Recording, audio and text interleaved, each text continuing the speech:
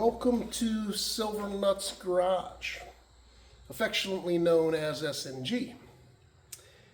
If you've already subscribed, it's appreciated. If you haven't, consider it. And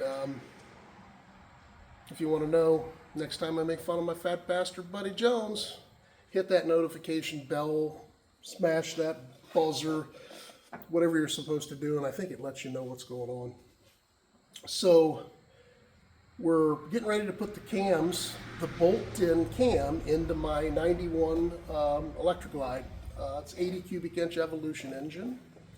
And I thought before I started that, and if you're interested in any pre-videos of why I chose the bolt-in cam that I did, what the difference in the cams are, how do you take the cases apart, all of that stuff, there's videos that go through the full process and will continue to go through this process until this cam installation is complete. The reason I even got into the bike wasn't so much that I wanted to hop the bike up, it's that the weak link of an Evolution engine are the lifters or the tappets. And if you don't keep an eye on them, I'd recommend at least 30,000 miles checking them. If you have an aggressive high lobe cam that you've done, you might want to do it even more often than that. The angle of these lifters are a little bit more radical in the Evolutions than they are the twin cams and things like that. So it was kind of a solid engine, but keep your eye on it. That's how we lost Jonesy's engine, and that prematurely went. So that's a whole nother story. But I thought before I started to put this in, I would explain a couple things. In the world of bolt-in, I mean, I'm thinking to myself, when I first heard bolt-in cam is, hey, I don't have to do anything except grab this cam, take my cam out, do some, things that, would be the right thing to do, like change the cam bearings since you're already in there, cheap insurance, and change your gaskets and check things over, etc. That you don't really have to worry about anything. You don't have to check a lot of tolerances. You just bolt it in. That is not the case. And I have videos that explain that that's not the case. I think they're in the 91 Evolution video playlist. But what I did is, through research, I knew that all cams are not created equal. So I chose to, when I bought the cam, this was my cam that came out of the Evolution engine. And this is the cam that I chose, which happens to be an Andrews EV23. And there's a reason I did that. I wanted to try that out. So when I got that, you have to make sure that when you put any new cam in, that the lash is correct, meaning that the tightness of this gear against your pinion gear, that they're sized and matched and married to where if they're too loose, you're going to get a ticking sound, like lifters ticking, and if they're too tight, you're going to get a whining sound. And neither one of those are, there's a better place to be than there. So, I chose to press my gear off of my cam and press the new gear, Andrews gear, off and put my gear on the new Andrews camshaft. The reason I chose to do that is I know it has lower miles, it's matched to my pinion gear, I don't have to worry about measurements. I measured it, I have a whole video that shows putting pins in here, measuring pins, and how you do that. And it is, it's more critical and difficult than what you think. You got to give it up for the machinists out there. That's an art.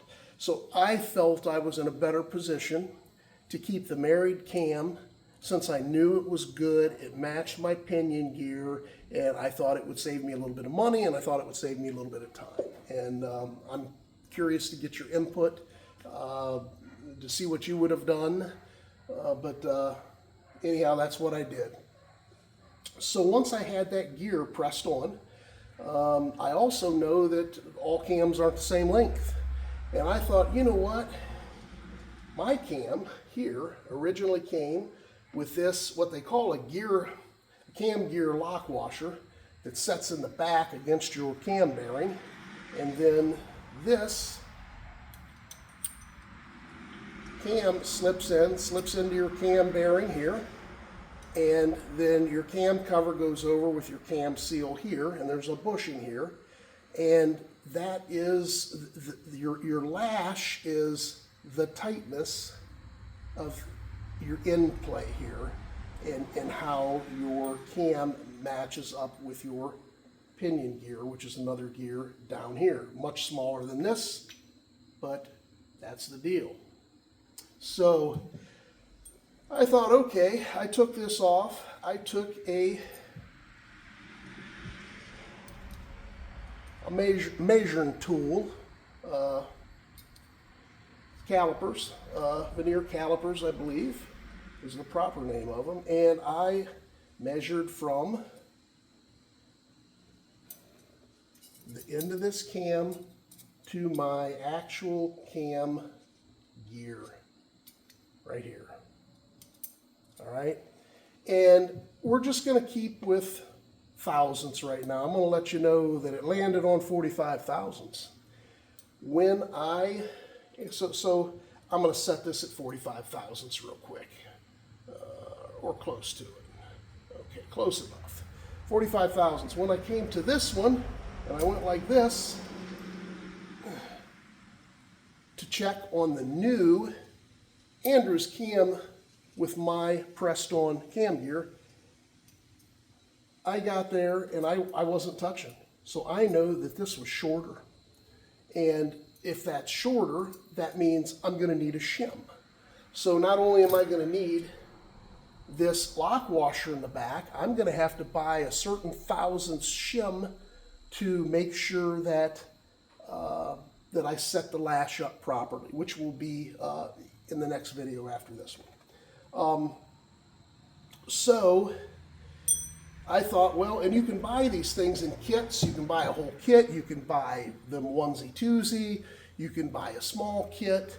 So I didn't know. I wanted to save time and have this stuff set up so I was ready to do the measuring and get this in so that I wasn't piecemealing the job.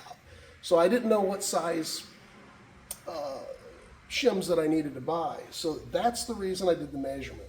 When I measured the difference between this, and this was shorter, this was 75 thousandths shorter than what the original one was.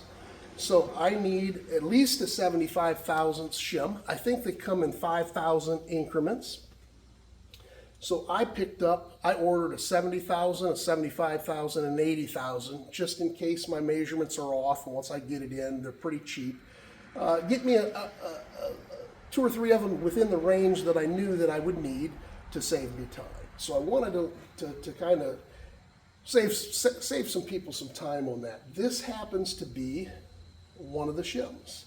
This shim here is the shim that I stole off of my fat bastard buddy's Evolution engine that he has tore down right now. Temporarily, I'll give it back. But this right here happens to be about 70 thousandths. So this is a 70 thousandths shim. What I will do is I will put this shim on this shaft, and then my cam gear lock washer. Okay, and that should be pretty close to where I need to be when I'm in there. So this video was for nothing more than to kind of line you out that bolt in doesn't mean bolt in.